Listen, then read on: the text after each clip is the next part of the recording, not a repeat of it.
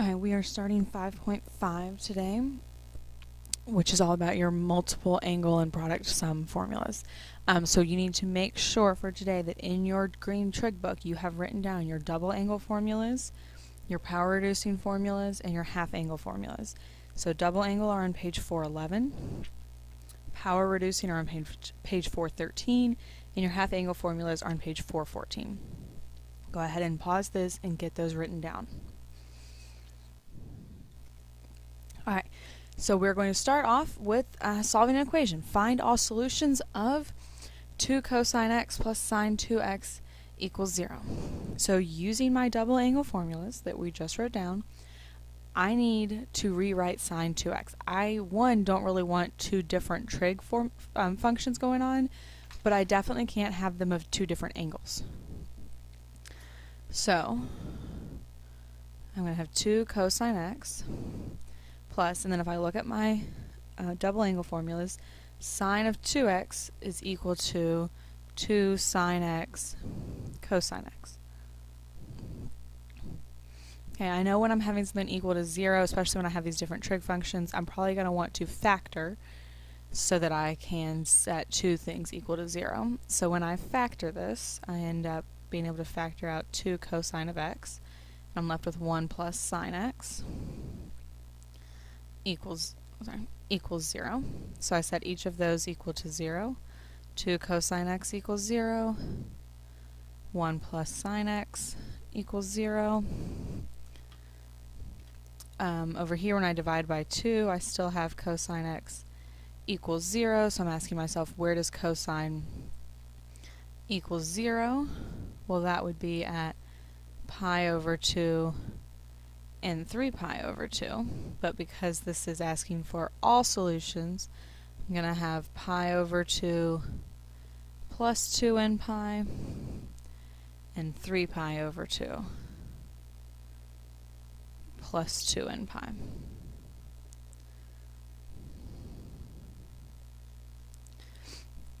Over here I have sine x equals -1. Thinking about my unit circle, sine is -1 down at 3 pi over 2. So because this is all solutions, I'm going to have 3 pi over 2 plus 2n pi. So these are my two answers.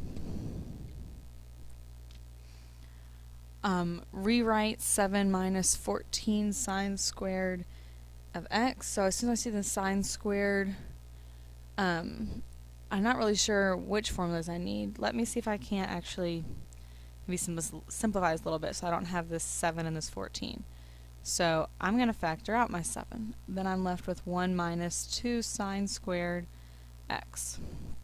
When I see the sine squared, I do think about power reducing formulas, but that looks like that's going to make it really complicated. So looking at all the other formulas we've just written down, I notice that cosine of 2u in my double angle formulas is equal to 2 sine squared u. So this is 1 minus sine squared x. So that's really the same as cosine of 2x. So I have 7 times cosine of 2x. Much simpler than 7 minus 14 times sine squared of x. Use the following to find sine of 2x, cosine of 2x, and tangent of 2x. So looking at my double angle formulas, I'm going to be finding all three of them. I do notice with cosine, there are 3 different options. It does not matter which one you use. The only time it matters is on things like the previous slide, where I actually had given you 1 minus 2 sine squared x, that is cosine 2x. So then when I'm trying to rewrite like that, I need it. But when I'm trying to actually find it, it doesn't matter which one I use. So first thing I want to do is actually look at what do I have. So I have an angle x that's between 3 pi over 2 and 2 pi. So that is in quadrant 4. So there's x. Cosine, it says, is 5 over 13. So I know this side is 12. It's actually a -12 because I'm in quadrant 4. Okay, so now when it says sine of 2x, that's 2 times sine x cosine x.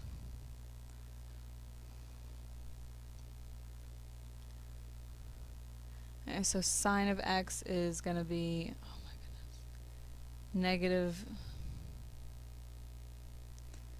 sorry, my pen is acting up a little bit. There we go, negative 12 over 13. Cosine of x is 5 over 13. So when I multiply all of these, I end up with negative 120 over 169.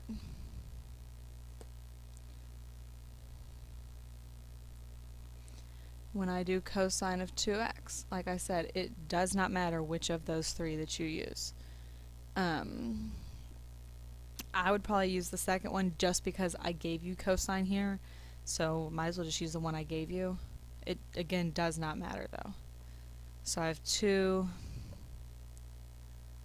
cosine squared of x minus 1. So 2 cosine of x was 5 over 13, so I have 5 over 13 squared minus 1. 5 over 13 squared would be 25 over 169, so times 2 is 50 over 169, minus 1 is negative 119 over 169. Then lastly is tangent of 2x. There is a formula there on your green book that you could use, and you're welcome to, but because I've already done sine and cosine, and I know that tangent is equal to sine over cosine, so because this was tangent of 2x, this will be sine of 2x over cosine of 2x. I can just set that up. Sine was negative 120 over 169. Cosine of 2x was negative 119 over 169. When I divide those, if you need to, go ahead and rewrite it as multiplication where you flip the denominator. You should end up with negative 120 over negative 119, which would just be 120 over 119. Like I said, cosine, there was 3 different formulas you could have used. With tangent, you could have used the formula, or you could just use sine of 2x over cosine of 2x. It doesn't matter. You will get the same answer for all of them. Express sine 3x in terms of sine x. So I know what to do if I have sine 2x. So I'm actually going to rewrite sine 3x as sine of 2x plus x. Use my sum formulas from the previous lesson, where this is going to be equal to sine 2x cosine x plus cosine 2x sine x.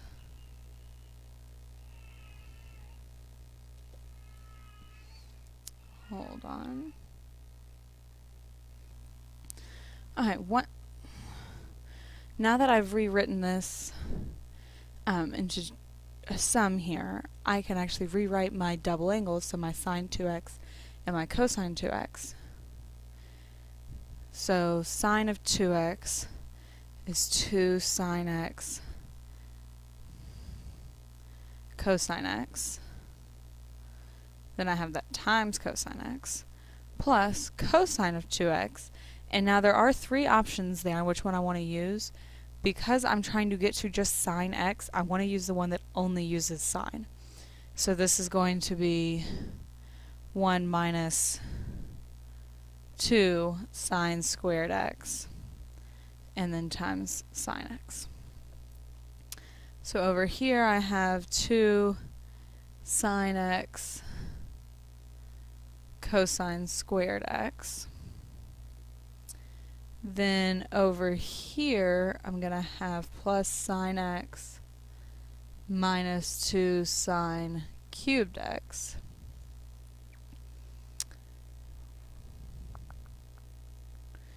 Still need to get rid of this cosine, so it's a sine. Oh, cosine squared is 1 minus sine squared.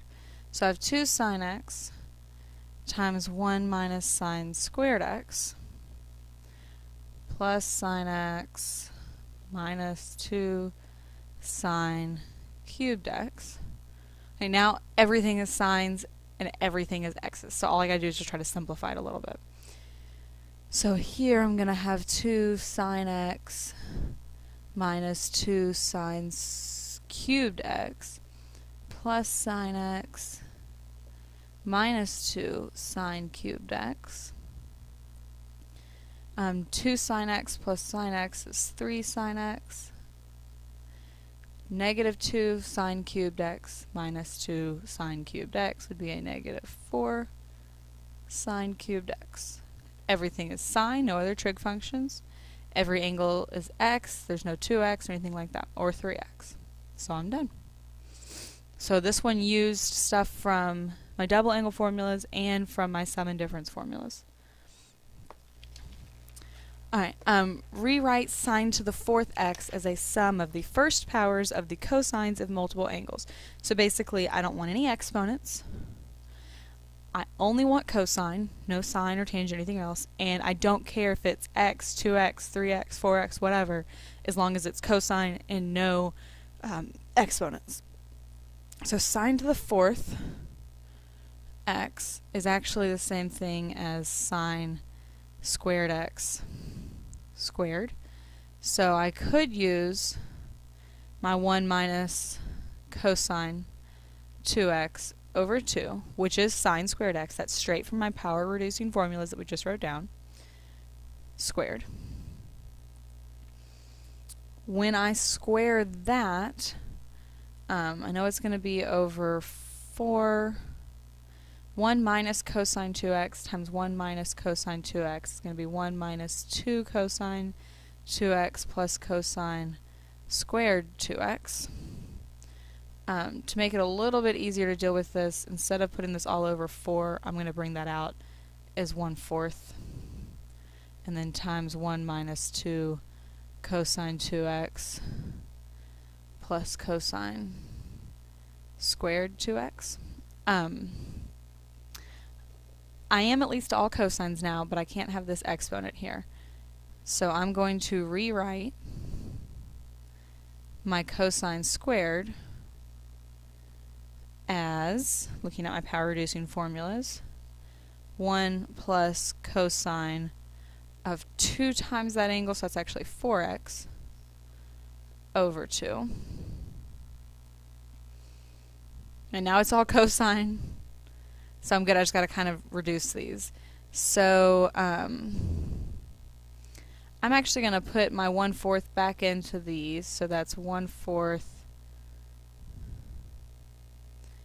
minus, that'd be 2 over 4, so that's 1/2 cosine, 2x plus, over here if I do 1/4 times my over 2 there, these are going to be 1/8. So that's going to be 1/8 plus 1/8 cosine 4x, which 1/4 plus 1/8 is actually 3/8 minus 1/2 cosine 2x plus 1/8 cosine 4x, which this is simplified, and that's great. We could argue that a little more simplified would be to not have the fractions like with everything. So if you factored out a 1/8 from all of those, and you were left with 3 minus 4 cosine 2x plus 1 cosine 4x. Technically I could see either one of those. I will say if it's something from your book, this is going to be what they consider the most simplified answer. I would be fine with both. Right, that was our power reducing. Now we are moving forward a little bit. Next is half angle formulas. So it says find the exact value of sine of 105 degrees. 105 degrees is not on my unit circle. But if instead of saying 105 degrees, I said find the exact value of sine of 210 degrees divided by 2. 210 divided by 2 is 105. 210 is on my unit circle. So I'm going to use my half angle formulas for sine.